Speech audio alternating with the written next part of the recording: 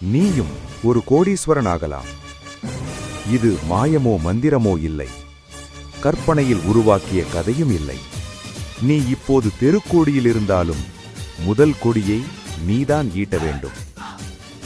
முதல் படி, நீ எவ்வளவு வருமானம் ஈட்டினாலும் அதிலிருந்து 10இல் 1 பங்கை தனியே எடுத்து வை. அது ஒரு ஆலமரத்தின் விதை. உதாரணம், 10,000 வருமானம் என்றால் 1000 மட்டும். அதற்கு மேல் கண்டிப்பாக வேண்டவே வேண்டாம். இரண்டாம் படி, அவசர கால நிதி. குறைந்தது 6 மாத செலவுக்கான தொகை, அதுடன் மருத்துவ காப்பீடு.